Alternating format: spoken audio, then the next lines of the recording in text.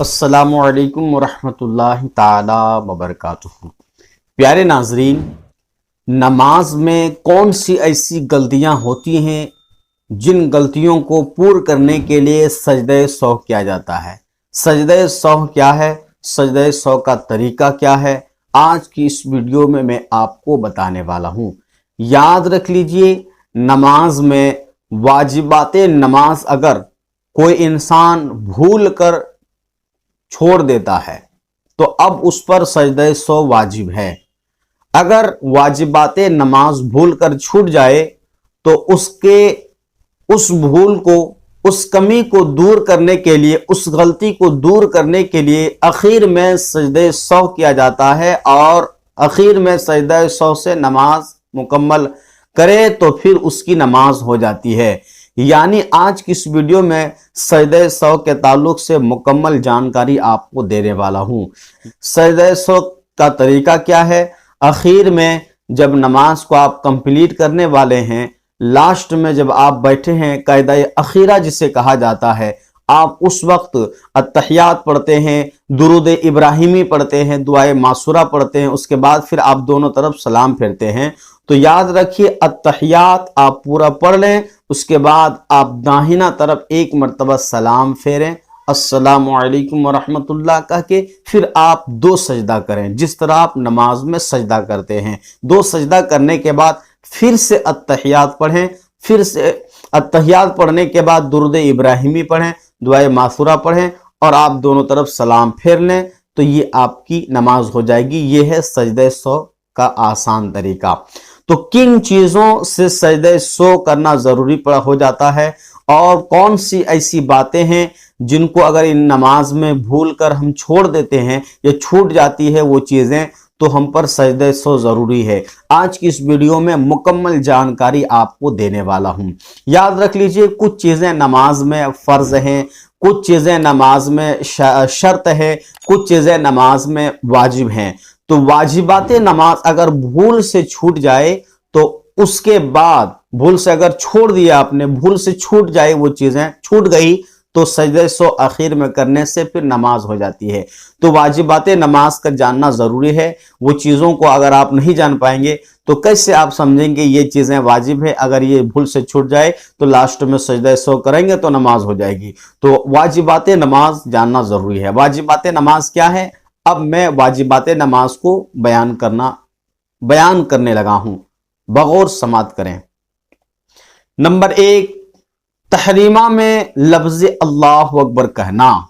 یعنی جب آپ نماز شروع کر رہے ہیں اللہ اکبر کہہ کے، تو جب نماز آپ شروع کرتے ہیں تو شروع میں اللہ اکبر کہنا یہ واجب ہے۔ نمبر 2، الحمد پڑھنا، یہ بھی واجب ہے۔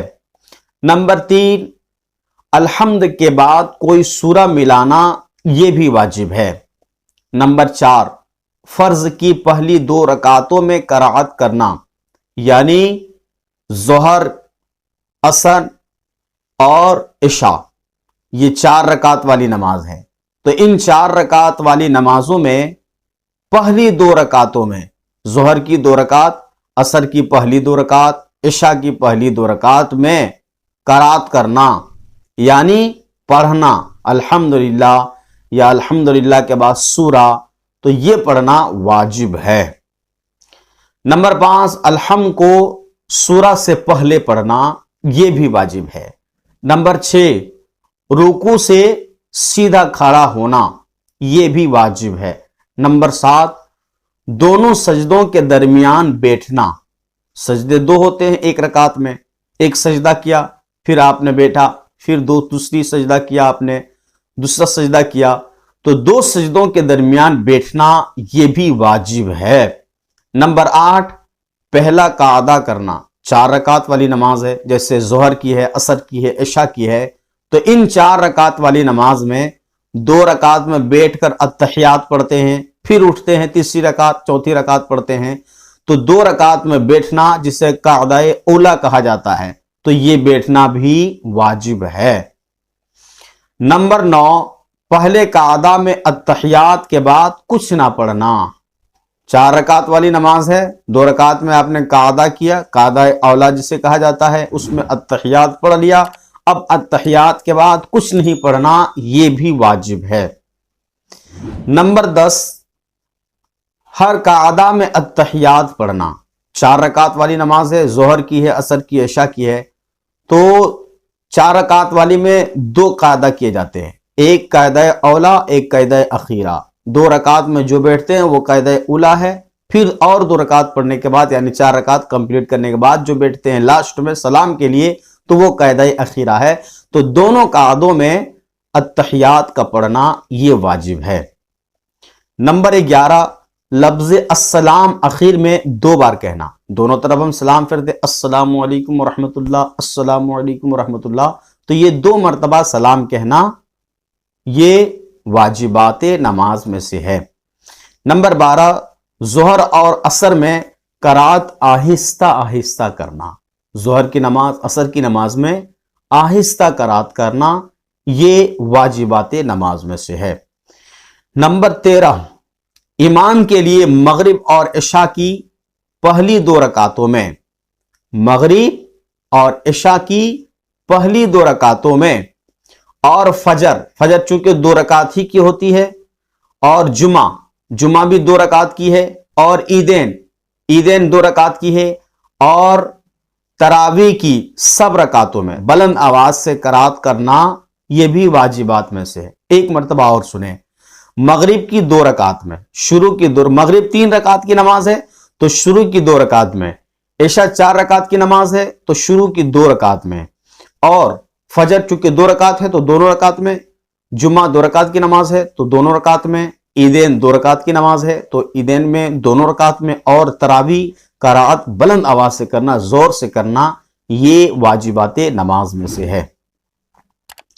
नंबर 14, वितर में दुआए कुनूत का पढ़ना ये भी वाजिब है।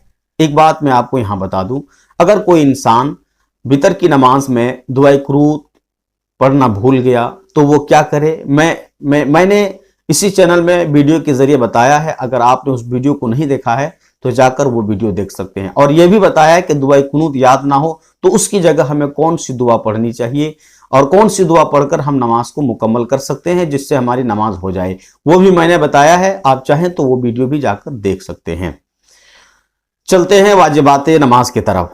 14 मैंने गिना दिया है, 15वां ये है। नंबर 15, ईदेन में 6 जायद तकबीर कहना ये भी वाजिबात नमाज में से है।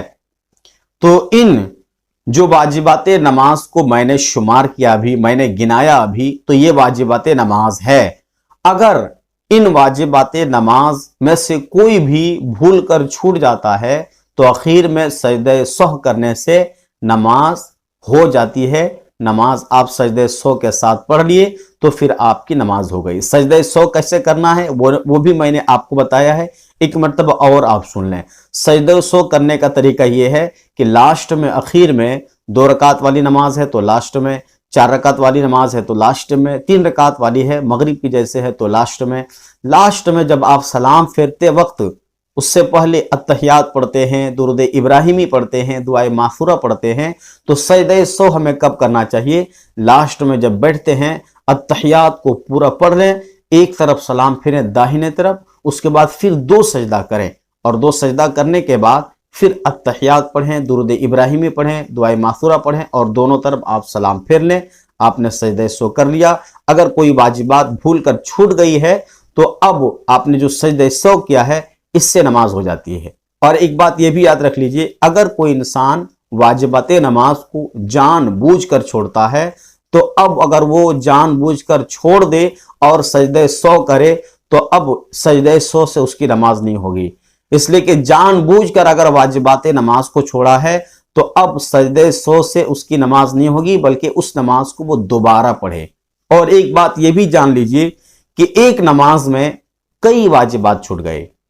वाजिबात को मैंने जो गिराया है 2-3 छूट गए, मुताद्दिद छूट गए, 2, 3, 4, 5, तो अब क्या सजदे सहव 2, 3, 4, 5 करना होगा? यानी 2 वाजिबात छूटे तो 2 मरतबा करना होगा, 3 वाजिबात छूटे हैं तो 3 मरतबा सजदे सहव करना होगा। याद रख लीजिए, नमाज में चाहे आपके जितने भी वाजिबात छूटे हैं, तो 2 छूटे हैं, 3 छूटे हैं, तो उन सब के लिए एक ही सजदा सहव काफी है। ایک ہی سجدہ سو آپ نے کیا تو ان جو واجبات متعدد چھٹے ہیں 2 3 4 تو ان تمام کے لیے ایک ہی سجدہ سو کافی ہے اور اسی سے آپ نماز مکمل کر لیں، آپ کی نماز ہو جائے گی۔ میں نے سجدہ سو کے تعلق سے، واجبات نماز کے تعلق سے جو کچھ بھی آپ کو بتایا ہے، اگر آپ کو پسند آئی ہے تو ویڈیو کو ضرور لائک کریں، چینل میں پہلی مرتبہ آئے ہیں تو سبسکرائب کریں، مزید معلومات حاصل کرنے کے لیے ہمارے ساتھ بنے رہیں۔